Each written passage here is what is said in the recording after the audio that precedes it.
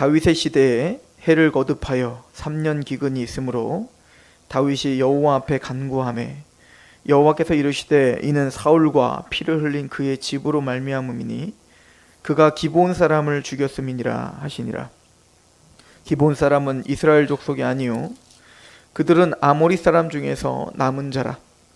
이스라엘 족속들이 전에 그들에게 맹세하였거늘 사울이 이스라엘과 유다 족속을 위하여 열심히 있었으므로 그들을 죽이고자 하였더라. 이에 왕이 기브온 사람을 불러 그들에게 물으니라. 다윗이 그들에게 묻되 내가 너희를 위하여 어떻게 하랴? 내가 어떻게 속죄하여야 너희가 여호와의 기업을 위하여 복을 빌겠느냐 하니 기브온 사람이 그에게 대답하되 사울과 그의 집과 우리 사이의 문제는 은금에 있지 아니하오며 이스라엘 가운데에서 사람을 죽이는 문제도 우리에게 있지 아니하니이다 하니라. 왕이 이르되 너희가 말하는 대로 시행하리라. 그들이 왕께 아뢰되 우리를 학살하였고 또 우리를 멸하여 이스라엘 영토 내에 머물지 못하게 하려고 모해한 사람의 자손 7사람을 우리에게 내주소서. 여호와께서 택하신 사울의 고을 기브아에서 우리가 그들을 여호와 앞에서 목매어 달겠나이다 하니 왕이 이르되 내가 내주리라 하니라. 그러나 다윗과 사울의 아들 요나단 사이에 서로 여호와를 두고 맹세한 것이 있으므로 왕이 사울의 손자 요나단의 아들 무미보셋은 아끼고 왕이 이에 아야야의 딸 리스바에게서 난 자 곧 사울의 두 아들 알모니와 무비보셋과 사울의 딸 메랍에게서 난 자 곧 무홀랏 사람 바르실레의 아들 아드리엘의 5 아들을 붙잡아 그들을 기브온 사람의 손에 넘기니 기브온 사람들이 그들을 위에서 여호와 앞에 목매어 달매 그들 7사람이 동시에 죽으니 죽은 때는 곡식 베는 첫날 곧 보리를 베기 시작하는 때더라. 아야의 딸 리스바가 굵은 배를 가져다가 자기를 위하여 바위 위에 펴고 곡식 베기 시작할 때부터 하늘에서 비가 시체에 쏟아지기까지 그 시체의 낮에는 공중에 새가 앉지 못하게 하고 밤에는 들짐승이 범하지 못하게 한지라. 이에 아야의 딸 사울의 첩 리스바가 행한 일이 다윗에게 알려지매 다윗이 가서 사울의 뼈와 그의 아들 요나단의 뼈를 길르앗 야베스 사람에게서 가져가니 이는 전에 블레셋 사람들이 사울을 길보아에서 죽여 블레셋 사람들이 벳산거리에 매단 것을 그들이 가만히 가져온 것이라.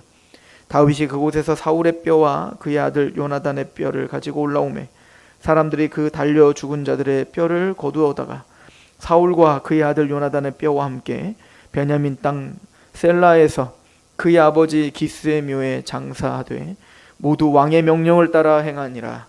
그 후에야 하나님이 그 땅을 위한 기도를 들으시니라. 아멘.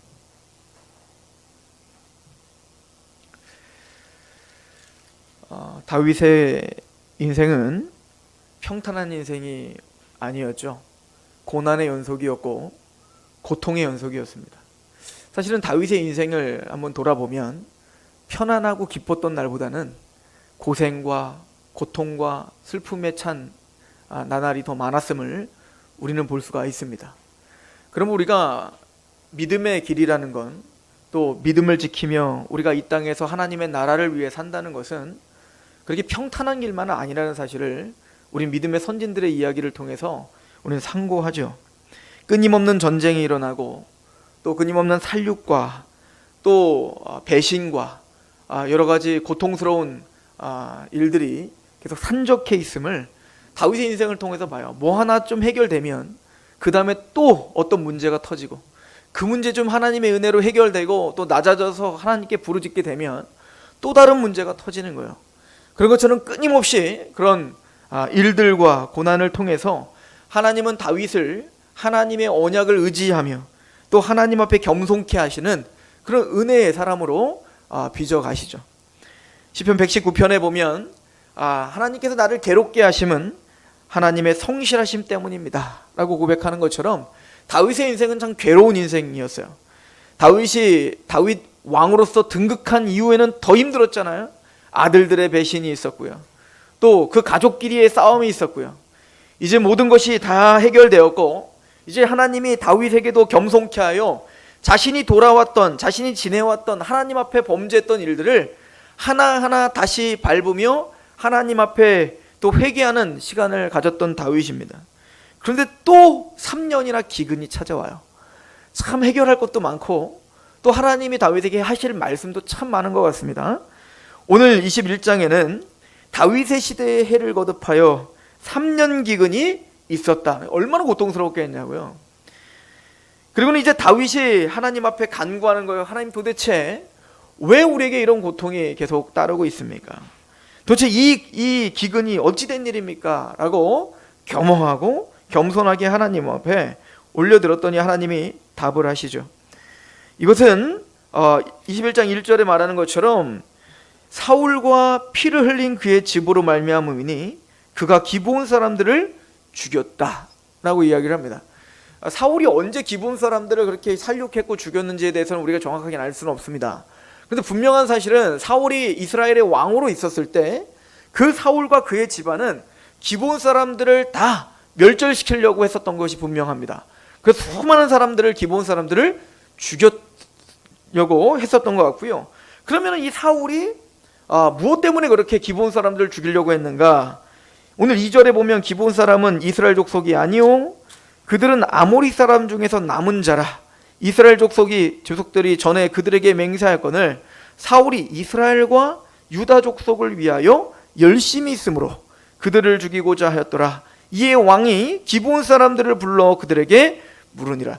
자, 사울이 기브온 사람들을 죽이려고 했던 이유는 자기를 위해서가 아니라 유다와 이스라엘을 위해서였다는 거예요. 그러니까 이런 거겠죠. 쉽게 생각해 보면 사울은 이스라엘의 왕으로서 지금 이스라엘 백성이 아닌, 약속의 백성들이 아닌 기브온 사람들은 사실 가나안 토속 민족들이에요. 히위 족속이거든요. 그러니까 그 가나안 사람들, 그 사람들을 완전히 다 살육해야. 그리고 또 생각해 보면 하나님께서 우리를 가나안 땅에 보내주신 게 뭐예요? 이스라엘 백성들에게 다 기업을 주시고 여호수아를 통해서 점령하게 하시고 그리고 기업을 주시면서 모든 가나안 족속들 다 내쫓는 것이 우리의 사명 아닌가? 그러므로 당연히 유다와 이스라엘에게 열심을 갖고 유다와 이스라엘을 위해서 그 기브온 사람들을 죽이고자 했던 겁니다. 최선을 다했습니다. 이것이 하나님을 위한 열심이었다고 생각했을 거예요. 이것이 내가 이스라엘의 왕으로서 마땅해야 되는 열심이었다고 생각했을 것입니다. 그러나 꼭 로마서 10장 2절 3절에서 말하는 것처럼 너희들이 하나님께 열심은 있으나 올바른 지식을 따르는 것이 아니오 라고 하는 것처럼 이 사울은 열심을 냈지만 하나님의 뜻을 알지 못했습니다. 이 사울은 열심은 있었지만 하나님의 언약에 대해서는 대단히 무지했습니다. 하나님께 열심은 있었으나 그는 하나님과 맹세했던 거룩하신 하나님의 이름으로 맹세한 그 맹세가 얼마나 중차대한 일인지를 경홀히 여겼다는 거죠.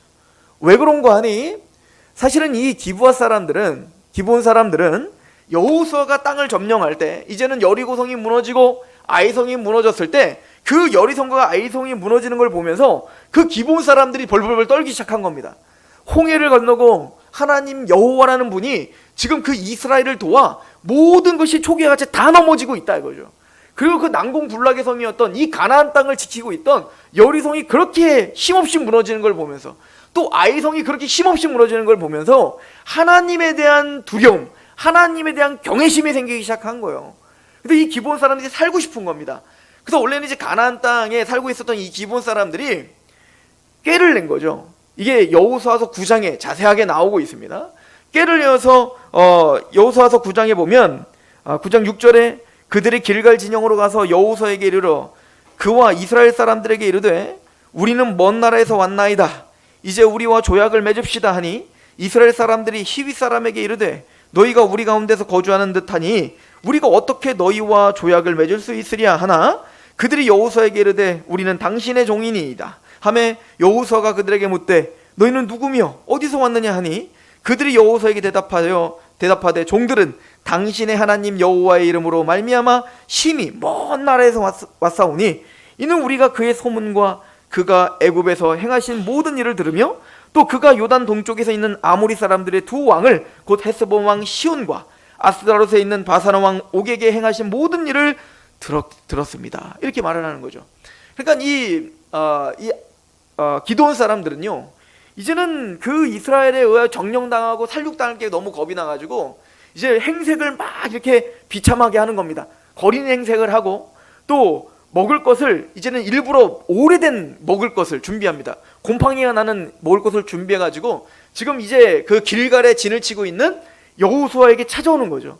그리고 말하기를 우리는 사실은 저 먼데 사람입니다. 이 가나안 땅 사람이 아니고요, 저 먼데 사람의 지금 당신이 행하신 일들, 하나님이 행하신 일들을 보면서 너무너무 두렵고 또 너무너무 경외함이 있어서 우리가 당신께 찾아왔나이다 라고 한 거예요. 왜? 가나안 사람이라고 했으면 하나님이 가나안 사람들 다 정복하라고 했으니까 기드온 사람들 다 죽여야 되잖아요. 그러니까 일부러 속인 겁니다. 우리는 먼데 사람입니다. 우린 가나안 사람 아닙니다. 그랬다면 여호수아는 사실 어떻게 되냐면 그 족장들과 여호수아는 당연히 하나님께 물어봤어야 돼요. 하나님, 이들이 진짜 가나안 사람들이 아닙니까? 이들을 살려둬야 됩니까? 근데 이스라엘이 실수를 하죠. 이것을 이제 9장 14절은 이렇게 말합니다. 무리가 그들의 양식을 취하고는 어떻게 할지를 여호와께 묻지 아니하고, 하나님께 묻지를 않아요. 그리고는 여호수아가 성급하게 그래, 내가 너희들에게 조약을 맺을게 이렇게 된 겁니다. 기드온 사람들이 원했던 게 그건 거예요. 맹세하자. 하나님의 이름으로 맹세합시다. 그래서 당신들이 우리를 죽이지 않겠다고 맹세해 주십시오 라고 한 거예요. 그러니까 좀 먼데 사람이니까 뭐 자기들이 지금 정복해야 할 대상도 아니니까 여호수아 그 족장들은 맹세를 한 거죠. 이거를 15절에 여호수아가 곧 그들과 화친하여 그들을 살리라는 조약을 맺고 회중 족장들이 그들에게 맹세하였더라. 그들과 조약을 맺은 후 사흘이 지나서야 그들이 이웃에서 자기들 중에 거주하는 자들이라 함을 들으니라. 근데 사흘 뒤에나 이 사람들이 기드온 사람들이라는 걸, 그 기브온 사람들이라는 걸 알게 된 거죠.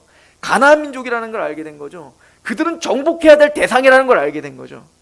그런데 하나님의 이름으로, 거룩하신 하나님의 이름으로 맹세를 이미 해버린 거예요. 뒤집을 수가 없다는 것을 족장들은 너무 잘 알고 있었던 겁니다. 여호수아도 하나님의 이름으로 맹세했기 때문에 자신들의 실수지만, 자신들의 어떻게 보면 경솔함이었지만 그걸 취소할 수 없는 거예요. 이게 히브리적 개념인 겁니다. 이게 구약의 개념인 거예요. 한번 하나님의 이름으로 선포된 것은 주워 담을 수가 없는 겁니다. 실행돼야 되는 거예요. 그 대표적인 예가 이삭이 야곱에게 축복할 때잖아요. 야곱이 자기가 원래는 축복받을 수 있는 자격이 안 되는데 자격이 되는 형의 이름으로 아버지를 속이고 들어갔단 말입니다. 그는 형의 옷을 입고 형처럼 보이려고 양의 털을 붙이고 들어가서 이삭이 너 누구냐 할 때 나는 장자 에서입니다 라고 속이죠.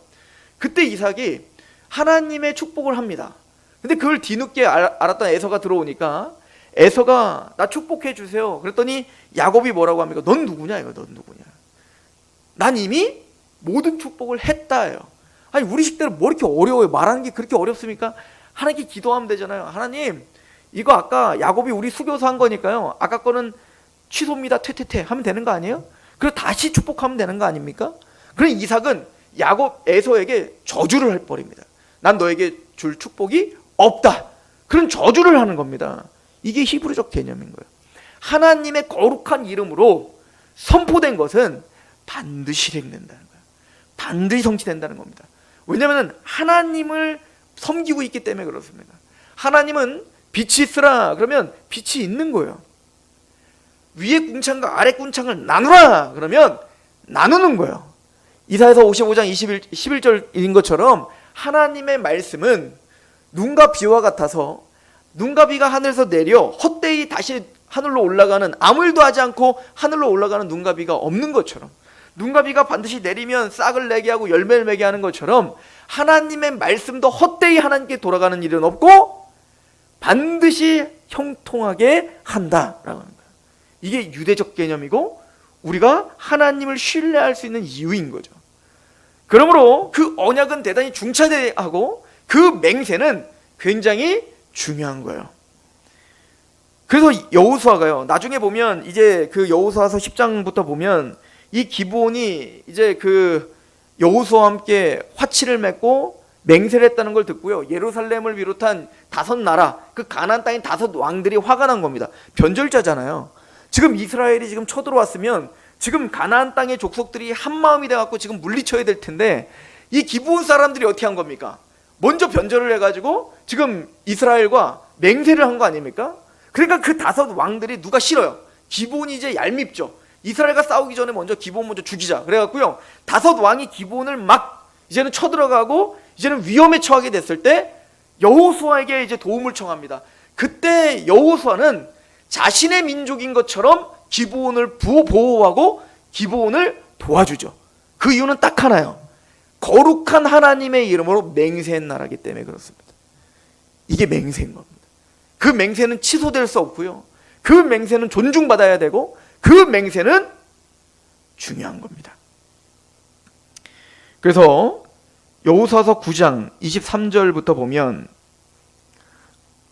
21절부터 보면 여호수아가 기브온에게 이렇게 이야기하죠. 무리에게 이르되 그들을 살리라 하니 족장들이 그들에게 이른 대로 그들의 온 회중을 위하여 나무를 패며 물 깃는 자가 되었더라. 여호수아가 그들을 불러다가 말하여 이르되 너희가 우리 가운데 거주하면서 어찌하여 심히 먼 곳에 왔다고 하여 우리를 속였느냐. 그러므로 너희가 저주를 받나니 너희가 대를 이어 종이 되어 다 내 하나님의 집을 위하여 나무를 패며 물을 깃는 자가 되리라 하니.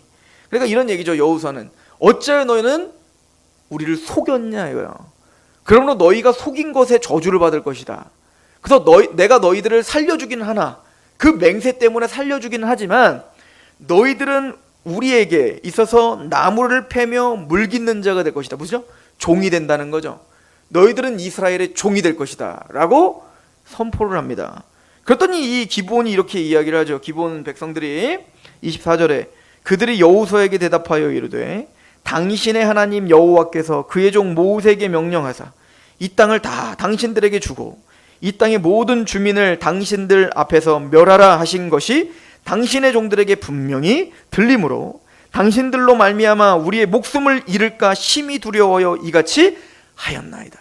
그러니까 이 기브온 사람들은요 뭐를 두려워한 거예요? 단순히 여호수아를 두려워한 게 아니라요 하나님이 모세에게 언약하신 맹세를 두려워했던 겁니다. 이들은 이방인이었지만 가나안 민족이었지만 하나님에 대한 믿음이 있었고 하나님의 맹세에 대한 언약에 대한 신뢰가 있었던 거죠. 그 하나님의 언약이 어떻게 여리고성을 무너뜨렸는지, 하나님의 언약이 어떻게 아이성을 무너뜨렸는지, 하나님의 언약이 바산 왕 옥을 어떻게 무너뜨렸는지를 분명히 알고 있었던 겁니다.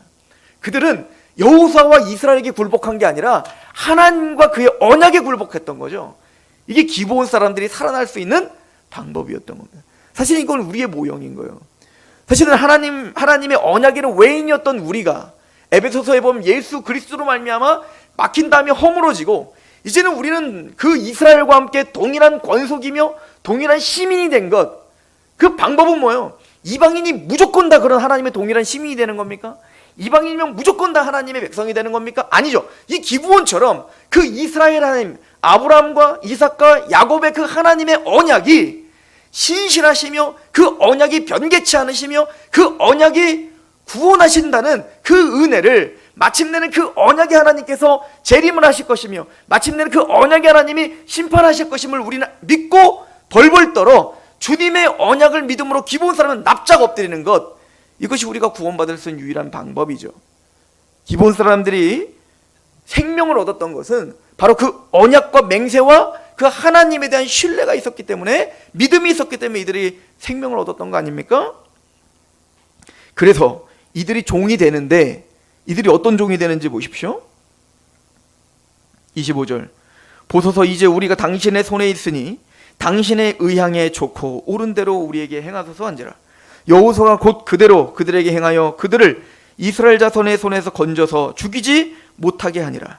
그날에 여호수아가 그들을 여호와께서 택하신 곳에 회중을 위하여 여호와의 제단을 위하여 나무를 패며 물을 깃는 자들로 삼았더니 오늘까지 이르니라. 하나님의 집에서 봉사하는 자들로, 하나님의 집에서 하나님을 제단에서 하나님께 예배할 때, 제사를 드릴 때 그 제단에 필요한 나무들과 물을 기르는 종들로, 하나님의 집을 돕는 종들로 이 기브온 사람들을 삼았다. 대단히 큰 축복이죠. 큰 은혜인 거죠. 이게 하나님의 맹세를 의지하고 그 맹세 안에 있는 언약 안에 있는 기본 사람들이 받은 혜택이요 복인 거죠. 우리 또한 하나님의 자녀가 된 것이 우리의 자격됨, 우리의 일한 것이 아니라 그 그리스도의 십자가의 은혜로 보증된 그 하나님의 언약, 하나님과 그 아들 예수 그리스도께서 십자가의 피로 체결하신 그 하나님의 언약 안에서 우리는 하나님의 집에서 하나님을 위하여 봉사하는 하나님의 사람들이 된 거죠. 이게 바로 맹세의 힘이에요. 맹세가 우리를 보호하고, 맹세가 우리를 그의 백성 만들고, 맹세가 그에게 나가는 예배자가 되게 하는 거죠. 자, 그런데 문제는 기본 사람들도 그런 하나님에 대한 맹세를 존중히 여겼어요. 여호수아는 그 기본 사람들과 자신의 실수였지만, 또 그것이 잘못된 방법이었지만, 거룩한 하나님의 이름으로 체결된 그 맹세는 함부로 취소할 수 없다는 것을 분명히 했고, 하나님도 그것을 분명히 인정하셨단 말이에요. 그런데 이스라엘의 왕이었던 사울은 그 맹세를 하찮은 것으로 여긴 겁니다. 거룩한 하나님의 이름으로 맹세하신 그 언약에 대해서는 무지했던 겁니다. 또 그 맹세를 경홀히 여긴 거죠. 그리고는 그는 이스라엘과 유다를 위해서 열심을 부린 거예요. 헛된 열심이죠. 우리도 그럴 수 있습니다. 설마 사울이 하나님을 대적하고자 그런 열심을 부렸겠습니까? 사울이 왜 이스라엘과 유다를 위하여 열심을 부렸겠어요? 그것이 하나님을 위한 열심이라고 생각하지 않았겠어요? 내가 이스라엘 왕이니까 하나님의 백성인 이스라엘과 남유다를 위해서 저 이방 민족을 다 멸절시켜야겠다. 하나님이 시키는 거나 잘하지. 하나님이 시켰던 아말렉을 멸절시키라고 했더니 그건 멸절시키지 않아요. 왜? 좋은 것은 다 빼돌렸거든요. 그리고 자기 맘대로 하나님의 명령을 자기 맘대로 해석하고 자기 맘대로 적용하고 자기 맘대로 이야기를 해놓고는 하나님이 그렇게 맹세를 하여 여호수아도 온 이스라엘도 그렇게 그 맹세를 존중하고 지켰던 그 맹세는 하찮은 것으로 여기고 자기 마음대로 또 자기 열심으로 그 맹세를 내팽개쳐버리는 사울인 거예요. 이게 참 웃기죠. 하나님을 섬긴다고 하면서도, 하나님을 위한 열심을 갖고 있다고 하면서도 하나님이 하라는 건 안 하고 하나님이 하지 말라는 건 굳이 하면서 자기 열심을 챙기는 거예요. 이게 사울의 모습이었던 겁니다.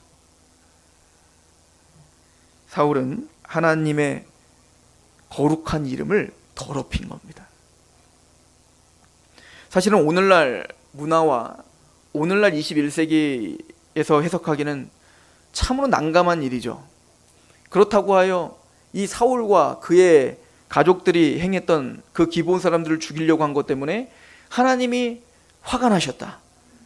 그래서 하나님이 화가 나셔서 3년 동안 기근이 있게 하시고 징계를 주시고, 도대체 이 기근이 어디서부터 왔습니까? 그랬더니 그것은 바로 기본 사람들을 죽이려고 했던 사울과 그의 가족들의 그 피 때문에 그렇다. 그럼 하나님은 어떻게 해야 됩니까? 그리고 다윗이 가서 기본 사람들에게 말해요. 어떻게 하면 너희들이 상처가 풀어주니? 어떻게 해야지 너희가 화가 풀어지고 하나님 앞에 이 이스라엘에게 비를 내려주소서, 하나님 이제 우린 괜찮으니 이 이스라엘 백성들에게 좀 은혜를 베풀어 주소서라고 복 좀 빌어주라. 그랬더니 이 기본 사람들이, 이 문제는 금과 은혜 문제가 아닙니다. 단순히 우리가 무슨 돈을 주고 뭐 물건을 주고 이런 문제가 아닙니다. 이것은 단순히 이스라엘 백성들을 그래서 뭐 죽이라 살려라 이런 문제가 아닙니다.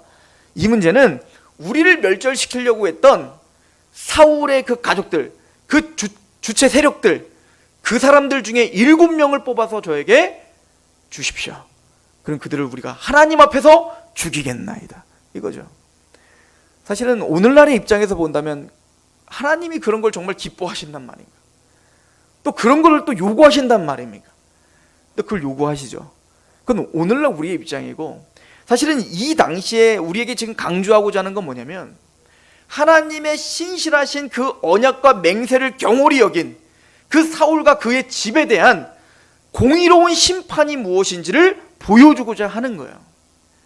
그래서 사울의 가족 중에 7을 달라. 7이라는 숫자는 좀 중요한 숫자긴 합니다. 완전수이기도 하지만 부엘세바라고 하는 그 도시가 있지 않습니까? 이제 아브라함이 이제 그 아비멜렉과 맹세를 하고 우물을 팠던 곳.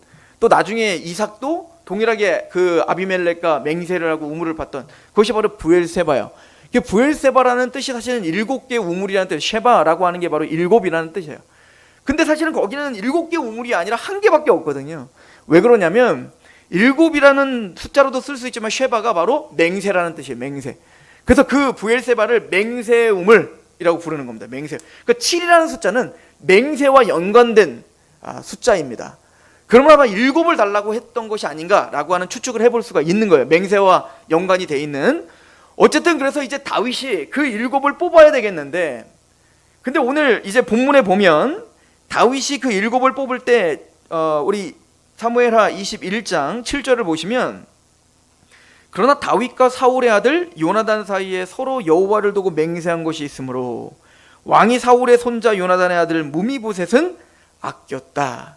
그러니까 지금 사울과 다윗을 대조하고 있죠. 사울은 하나님의 거룩한 이름으로 맹세한 그 맹세를 경홀히 여겼고, 다윗은 끝까지 요나단과 맹세했던, 하나님 앞에서 맹세한 그 맹세를 지키기 위하여 누구는 끝까지 보호하고 있는 거예요?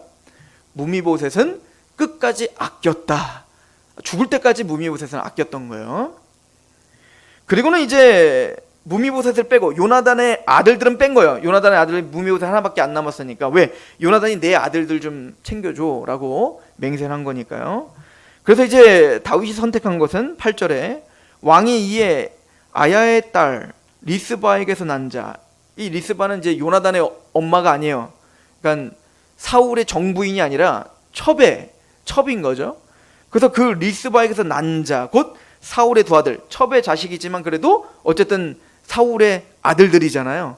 그래서 그 아들을 알모니아와 무비보셋과 사울의 딸 메라백에서 난 자, 곧 무홀랏 사람 바르실레의 아들 아드레엘 5 이들을 붙잡았다. 그러니까 요나단의 직계, 그러니까 사울의 그러니까 정부인에게서 난 요나단의 후예 말고 첩에게서 난 그 자녀들 중에 7명을 빼서 지금 이제 기드온에 넘겨주게 되고, 그들은 오늘 말씀해 보면 여호와 앞에서 그들을 목매달아 죽였더라 이렇게 말했어요. 그런 기록들을 보면 이것이 다 하나님의 뜻이었음을 이제 우리가 성경을 통해서 확인할 수 있는 거죠. 하나님이 원하셨던 거예요. 그래서 목매달라 죽였더니 이제는 그 사울의 첩이었던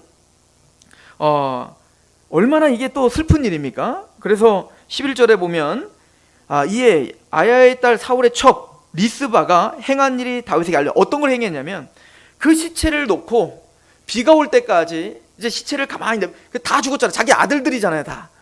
그 시체를 보고 계속 우는 겁니다. 얼마나 슬프겠어요. 시체를 놓고 울면서 비가 올 때까지 이제 솔개들이나 독수들이 와서 이제 까마귀들이 와서 막 시체를 뜯어먹으려고 하면 그것을 쫓아내면서 그 시체를 보호하고 있는 겁니다. 근데 이 소리를 듣고 이제 다윗이 너무나 또 속상했겠죠. 마음이 아팠겠죠.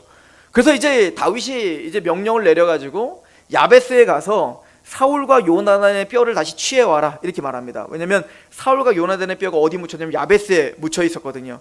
나중에 이제 블레셋에 의해서 사울과 요나단이 죽었을 때 이 야베스는 사울이 왕으로 있을 때 잘한 일 중에 하나가 야베스 사람들을 구해냈던 일이었거든요. 그러니까 야베스 사람들만 사울을 존중하죠. 그러니까 사울이 죽었을 때 아무도 사울의 시체를 이렇게 취하는 사람이 없었는데 야베스 사람만 목숨을 걸고 가서 사울과 요나단의 뼈를 취해가지고 야베스 땅에 장사를 지냈었거든요. 근데 이 다윗이 그 야베스 땅에 있는 사울과 요나단의 그 시체를 끄집어내다가 이제는 원래 베냐민 지파잖아요. 그래서 베냐민의 땅에 가서 그 사울의 아버지 기스의 묘에 같이 묻어두고, 그때 7명 목매달아 죽인 그 7명도 함께 이제 묘에 이제 잘 안치를 시켜줬더니 그 후에야 하나님이 그 땅을 위한 기도를 즉 비가 내렸다는 얘기죠. 이렇게 하나님의 진노가 끝이 나는 그런 이야기가 오늘 이야기입니다. 오늘 이야기를 통해서 우리는 하나님의 맹세의 중요성을 우리에게 상고시켜 주는 거예요. 우리 이사야 48장 9절에 보면 내 이름을 위하여 내가 노하기를 더디할 것이며 내 영광을 위하여 내가 참고 너를 멸절하지 아니하리라. 보라, 내가 너를 연단하였으나 은처럼 하지 아니하고 너를 고난의 풀무불에 택하였노라. 나는 나를 위하여 이를 이룰 것이라. 어찌 내 이름을 욕되게 하리요 내 영광을 다른 자에게 주지 아니하리라. 이사야에서 하나님이 한 얘기입니다. 너희들이 머리끝부터 발끝까지 성한 데가 없으면 얻어 터지고 죄악 가운데 있을지라도 내가 너희를 참고 기다리고 인내함으로 마침내는 내가 너를 회복시키고야 말 거야. 근데 내가 너희를 회복시킬 수밖에 없는 이유는 내 이름을 위하여 내가 노하기를 더디할 것이며 내 영광을 위하여 내가 참고 너를 멸자리지 않는 거야. 왜냐면 하나님은 하나님의 거룩한 이름을 존중하시고 하나님의 거룩한 이름을 존귀하게 여기시기 때문에 그렇습니다. 보라, 내가 너를 연단하였으나 은처럼 하지 아니하고 너를 고난의 풀무불에서 택하였다. 나는 나를 위하여 이를 이룰 것이라. 어찌 내 이름을 욕되게 하리요 내 영광을 다른 자에게 주지 않겠다. 그러니까 너희들이 지금 죄로 말미암아 나의 거룩한 이름을 욕되게 하며 사는구나. 원래는 우리는 하나님의 형상으로서 우리가 말할 때마다 행동할 때마다 하나님의 영광이 드러나야 되는데 이 이스라엘 백성들은 땅을 밟을 때마다 어떤 정책을 할 때마다 하나님의 영광 거룩한 이름을 욕되게 하는 자들인 거예요.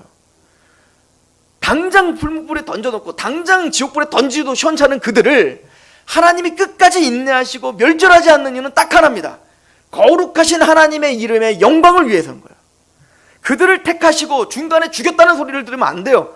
하나님은 끝까지 인내하시어 너희를 다시 회복하여 너희들을 통해서 더럽혀진 내 이름을 다시 내가 그 영광을 찾을 때까지 나는 쉬지 않을 것이고 내 영광을 빼앗기지 않을 거야. 하나님이 구원을 하십니다. 하나님이 창조하십니다. 하나님이 여러분들의 인생을 주장하십니다. 여러분들을 찢으시기도 하시고 여러분들을 싸매시기도 합니다. 그 목적은 항상 거룩하신 하나님의 영광스러운 이름입니다.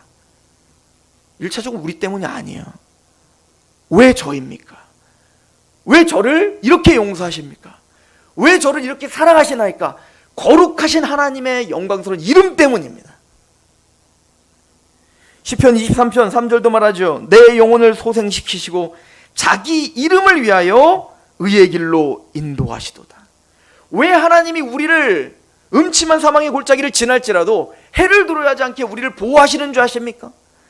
왜 우리가 넘어지고 쓰러지고 또 죄를 범해도 우리를 또 그 지팡이로 안위하시며 우리를 의의 길로 인도하시려고 하시는지 아십니까? 내 영혼을 소생시키시고 자기 이름을 위하여 의의 길로 인도하십니다. 우리를 구원해서 떨어뜨리지 않고 우리를 끝까지 사랑하시는 목적이, 끝까지 사랑하시는 이유는 하나님의 거룩하신 자기의 이름 때문입니다. 에스겔서를 보시죠. 에스겔서 20장입니다.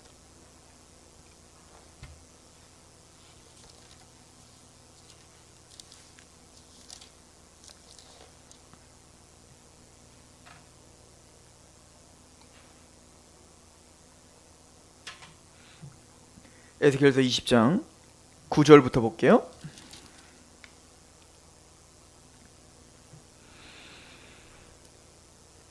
그러나 내가 그들이 거주하는 이방인의 눈앞에서 그들에게 나타나 그들을 애굽 땅에서 인도하여 내었나니 이는 내 이름을 위함이라. 내 이름을 그 이방인의 눈앞에서 더럽히지 아니하려고 행하였다. 여러분들 왜 구원하셨습니까? 여러분들을 구원하신 이유가 뭡니까?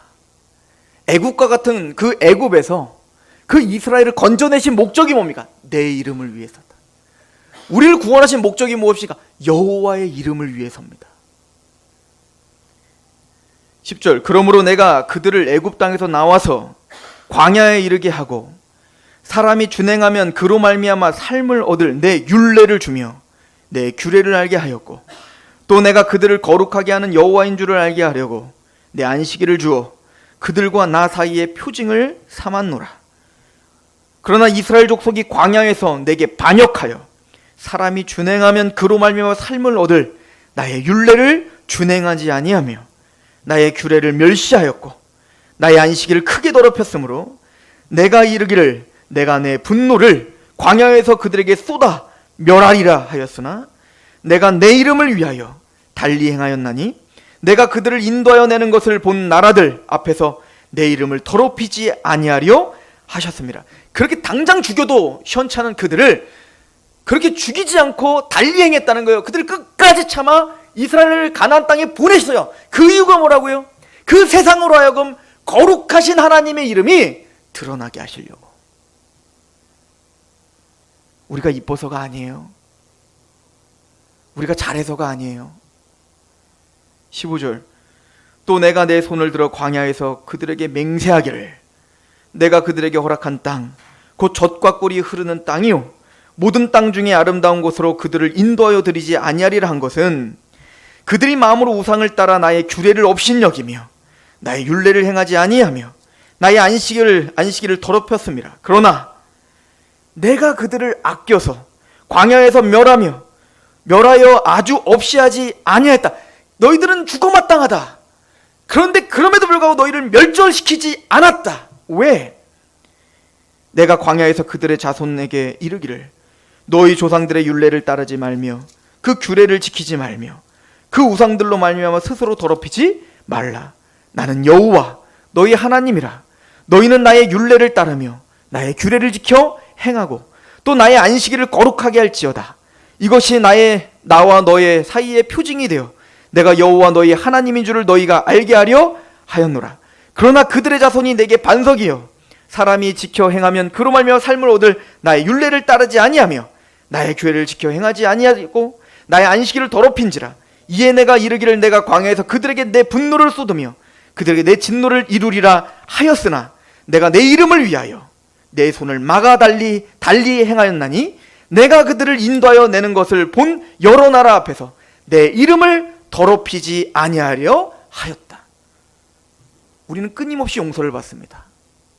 이게 세상과 우리의 다름입니다. 우리는 또 용서를 받고 또 용서하시며 또 용서하십니다. 그 이유는 무엇입니까? 죄 가운데 방종하라고 그렇게 용서하시는 거 아니죠. 마땅히 너희는 광야에서 죽어야 되는데 거기서 죽이지 않았다. 내가 달리 행했다.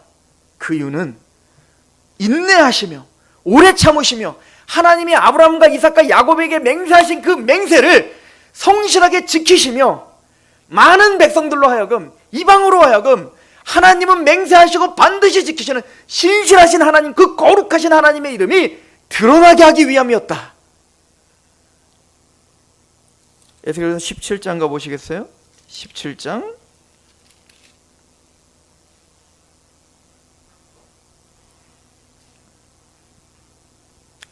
그래서 19절은 말합니다. 17장 19절에 그러므로 주 여호와의 말씀이니라. 내가 나의 삶을 두고 맹세하노니 그가 내 맹세를 업신여기고 내 언약을 배반하였은즉 내가 그 죄를 그 머리에 돌리되 그 위에 내 그물을 치며 내 올무에 걸리게 하여 그리고 바벨론으로 가서 나를 반역한 그 반역을 거기에서 심판할지며 그 모든 군대에서 도망한 자들은 다 칼에 엎드려 질 것이며 그 남은 자는 사바나 흩어지리니 나 여호와가 이것을 말한 줄을 너희가 알리라. 무슨 얘기인 줄 아십니까? 그럼에도 불구하고 너희는 끝까지 뭐를 멸시했다는 겁니까? 하나님께서 자신의 거룩한 이름으로 맹세한 그 언약을 저버렸다는 거예요. 당장 너희들이 끝나도 되는데 너희들을 바벨론에 질질 끌고 갈 거다 내가. 거기서 끝나는 겁니까?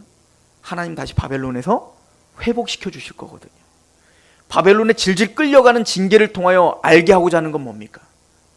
끝까지 인내하여 내가 너희를 다시 회복하였고 그로 말미암아 너희들의 입술을 통해 하나님은 신실하십니다.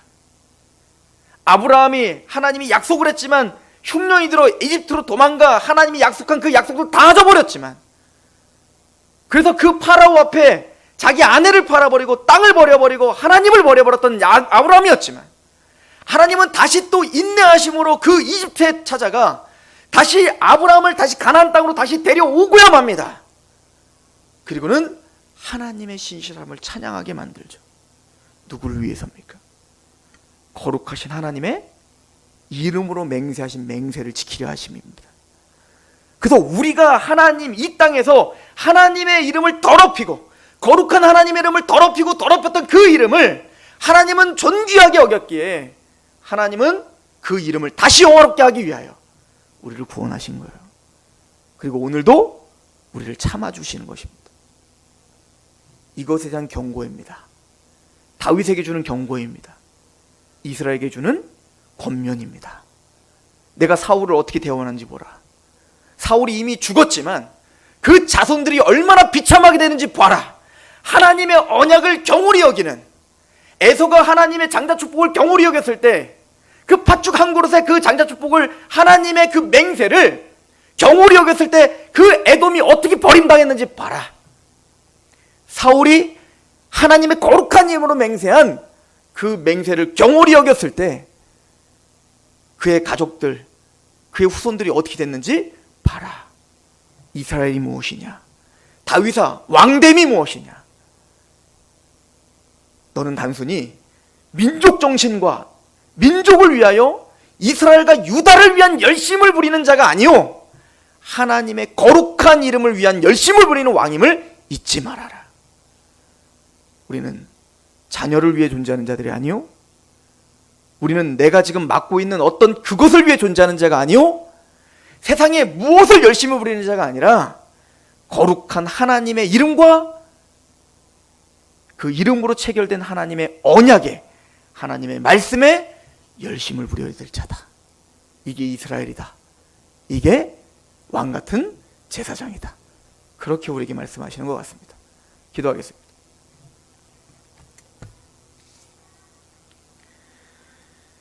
하나님 아버지, 우리는 무엇에 열심을 부리며 살고 있습니까? 허울 주는 여러 가지 이야기들로 치장하며 하나님의 언약을 저버리며 하나님의 말씀을 저버리며 여러 가지 헛된 열심들을 부리고 있지는 않습니까?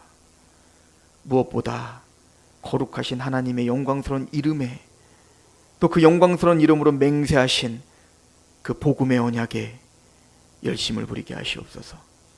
하나님께 열심을 있으는 바른 지식을 따르지 않은 그 유대인들처럼 그 헛된 길로 따라가지 않도록 왕같은 제사장답게 십자가의 피로 체결된 하나님의 언약을 존귀히 여기며 하나님의 약속들을 매일 묵상하며 그 말씀의 귀중함과 존귀함을 인정하는 그의 백성들 되게 하옵소서. 예수 그리스도 이름으로 감사하며 기도합니다.